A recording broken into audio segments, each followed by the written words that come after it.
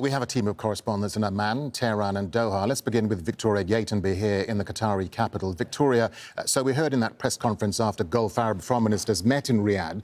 What's the Saudi foreign minister's message then to Iran, do you think?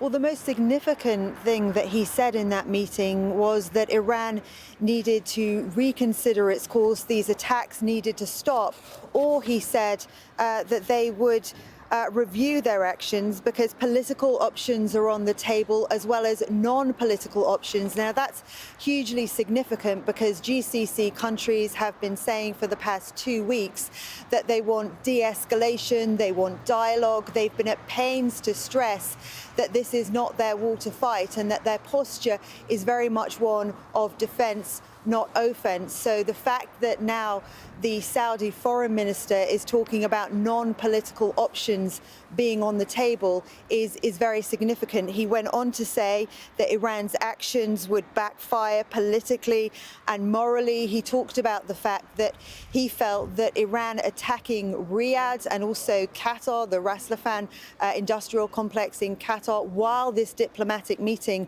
was ongoing in Riyadh, was an attempt for the Iranians to blackmail Arab and Islamic countries. He said they would not be blackmailed, they would not be intimidated. And he also said that they were very clear that there would be non-political options on the table. Yeah, and Saudi Arabia's foreign minister saying there that they wouldn't shy away from a military response, his words, but they would take a diplomatic track at the UN before that. I mean, are we now poised at a much more perilous moment here, Victoria?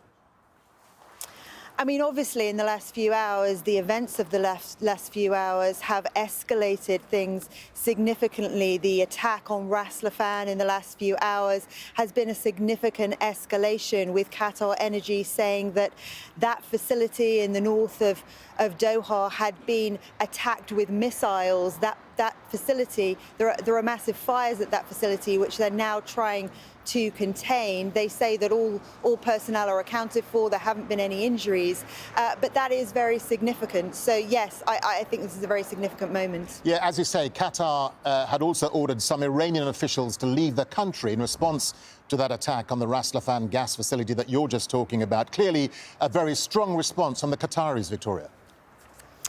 Yeah, so in the last few hours, the Foreign Ministry has issued a statement saying that they feel that Iran is dragging this region into the abyss. They have strongly condemned and denounced this attack on Ras Laffan energy facility. Now, this is a very significant energy facility for Qatar, but not only for Qatar, for the region and the wider world in terms of gas supplies. Ras Laffan energy complex is the largest one in the world in terms of liquefied natural gas production. Qatar itself produces 20% of the world's liquefied natural gas, and Europe is very dependent on those gas supplies. So depending on the extent of the damage at that facility, this could have implications not only for Qatar, not only for the region, but for the wider world. And those implications could be for months or for years ahead.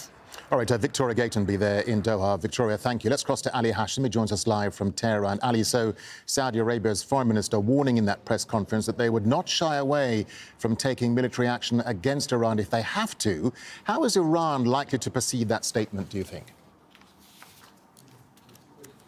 Well, this is a turning point. We get back to square one in the Saudi-Iranian relationships, actually in Gulf Iranian relationships. In the past few years, there was this agreement between Saudi Arabia and Iran under the auspices of China. Now, with these events unfolding and the latest attacks, it seems that Saudi Arabia isn't giving to Iran the last ultimatum. However, it's giving them a kind of an advanced warning that whatever comes next will have dire implications. And I think the Saudi position today complements the Qatari position when they designated several Iranian diplomats as persona non grata. However, how would this be received in Tehran? In Tehran, and actually yesterday when we spoke to the foreign minister, and we told him, I told him directly that these actions are turning friends into enemies. He said, well, we care more about our people and defending our people's lives.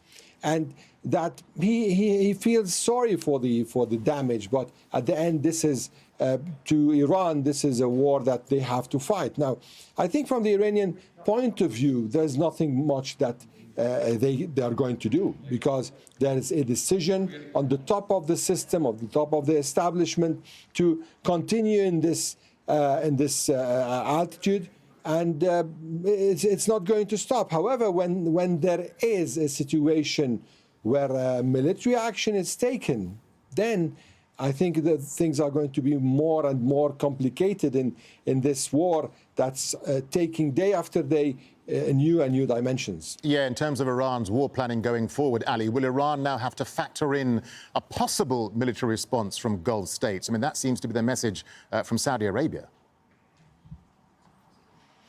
Well, they've been accusing some states in the Gulf without naming them. At least they named Bahrain, that there were some rockets launched from there.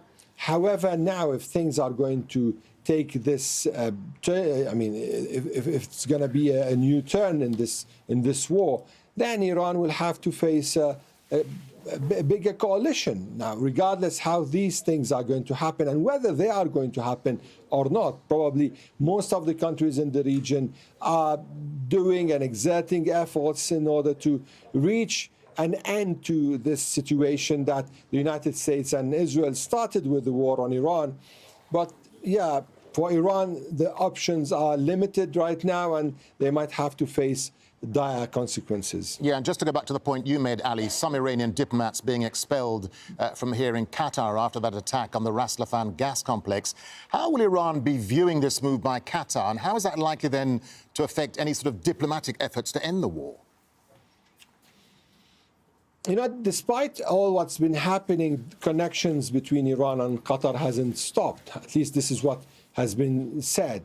Now, this move is a gradual move. The Qataris are not directly ending relationship. For example, the Emirates, United Arab Emirates, severed relations with Iran. And now the Emirati embassy here in Tehran has no one there, and there is no flag anymore.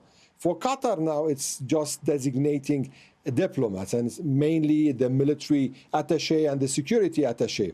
But this is a step, and this is a signal. How the Iranians are going to respond to this signal, actually, it's unpredictable. Iranians now aren't the same Iranians of last month. They are now unpredictable, and we cannot really analyze or think the probabilities of their actions. Yeah, Ali, meanwhile, another senior Iranian official's been killed, the intelligence minister. What impact is this likely to have on Iran's ability to plan and execute the war going forward? Well, Darren, this is the third security official that's been killed in the past 48 hours. Before him, Ali Larijani, the Secretary of the Supreme National Security Council, then the commander of the Basij, Mr. Soleimani, Ghulam Reza Soleimani, and yesterday it was announced that Ismail Khatib was killed. Now, these assassinations by Israel are huge symbolic hits and blows to Tehran. But when it comes to the day-to-day business, that's not going to have that big impact, because this is a very bureaucratic state, and there are several layers in each institution. There are presiding institutions.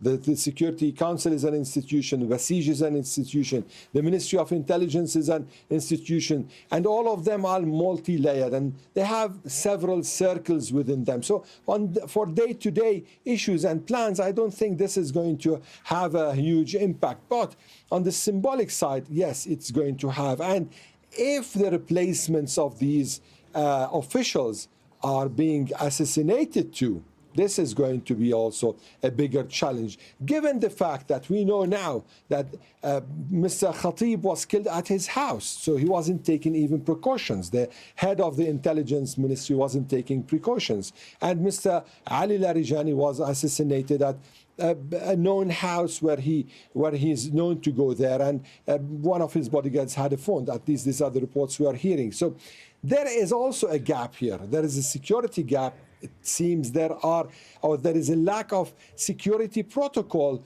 or at least some of the officials are not adhering to the security protocol in the country. All right, to Ali Hashem, live for us there in Tehran. Ali, thank you.